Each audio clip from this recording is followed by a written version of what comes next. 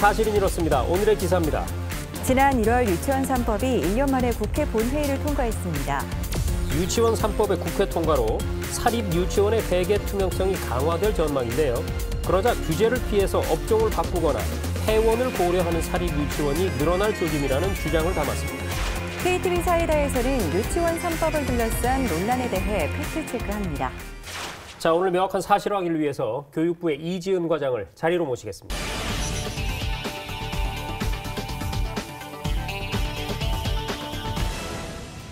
자, 먼저 지난 1월에 국회 본회의를 통과했죠. 유치원 3법, 그 내용이 뭔지부터 좀 알아봐야 될 텐데요.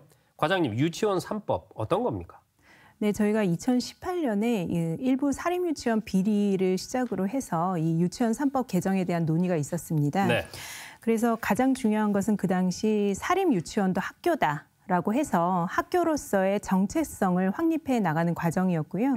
그 과정에서 유아교육법, 사립학교법, 그리고 학교급식법 개정이 되었고 이 부분이 바로 유치원 3법입니다.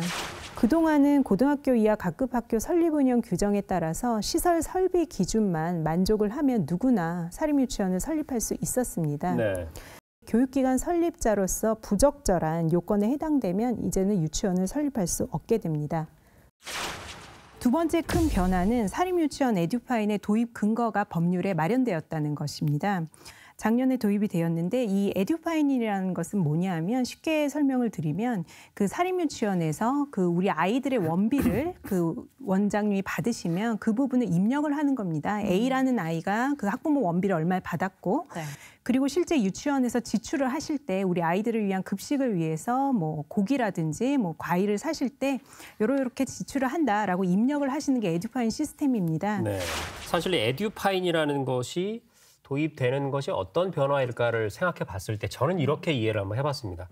예전에 우리가 돈을 쓸 때 상점에서 그냥 현금으로 내고 간이 영수증이라는 걸 써주곤 했거든요. 네네. 그때는 속일 수도 있었고 네네. 그리고 금액을 달리하거나 뭐 여러 가지 방법이 가능했지 않습니까? 그런데 그것이 신용카드 형식으로 다들 바뀌면서 이제는 그 세원이 너무나 투명해졌거든요. 네, 맞습니다. 그래서 에듀파인도 그러니까 국가 회계 관리 시스템인데 이것을 이제 의무적으로 사용을 해야 된다는 것이죠. 맞습니다. 그래서 굉장히 투명해진다는 얘기고요. 기사를 보면은요, 유치원 3법이 사유재산권을 침해한다. 근데 사실은 이 주장은 오래됐습니다.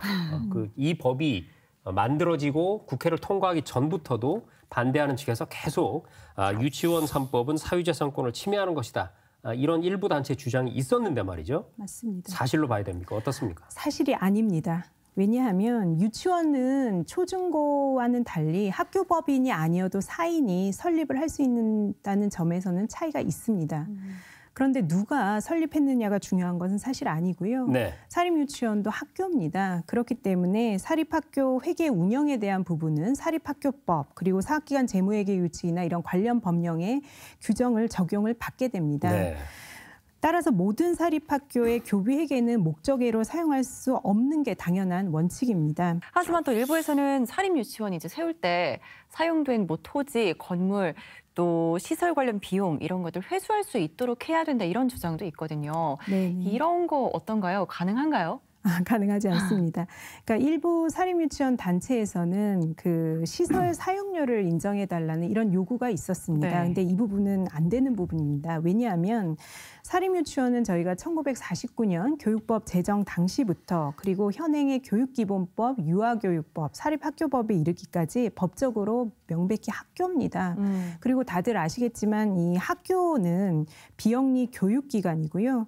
그리고 학교로 이제 인가 신청을 들어올 때는 유치원 설립을 희망하시는 우리 설립자가 교지나 교사 그런 법령에 따른 요건을 갖춰서 자발적으로 인가를 받아서 운영하는 체계입니다. 그렇군요. 정리를 좀 해보면 말이죠. 여기서 한 가지 확실하게 우리가 알고 넘어가야 되는 것이 사립 유치원은 돈을 벌기 위해서 만들어지는 일반 사업체가 아니다. 법적으로 비영리 교육기관인 학교다라는 점을 지금 명확하게 확인을 해 주셨습니다. 따라서 내 건물에 이 유치원을 지어서 운영을 할 때 내 건물을 일종의 빌려주는 거기 때문에 시설 사용료를 국가에서 우리에게 줘야 한다. 이것은 법적으로 적절하지 못하다라는 네. 점도 확인을 했습니다. 네. 일부 보도에 따르면 이번 유치원 3법 통과로 인해서 폐원하는 사립 유치원이 늘어날 것이다. 이런 보도가 있는데요. 과장님, 이 팩트 사실인가요? 사실이라고 보기 어렵습니다. 사실 저도 그 기사를 봤습니다. 네. 이제 유치원 3법 통과 이후에 사립유치원 폐원이 늘어날 것이다라는 얘기 저도 기사 봤는데요. 네.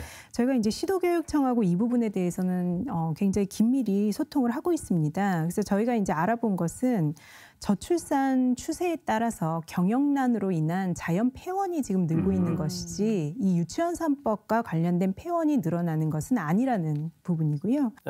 폐원하는 유치원들이 있긴 있다. 그러나 그것은 유치원 3법에 대한 반발보다는 저출산 추세의 지속에 따른 어떤 자연스러운 현상이다라는 사실 확인했습니다. 사실 요즘에는 서울 강남의 초등학교도 학생들이 없어서 폐교를 하는 사태가 벌어지고 있지 않습니까? 네.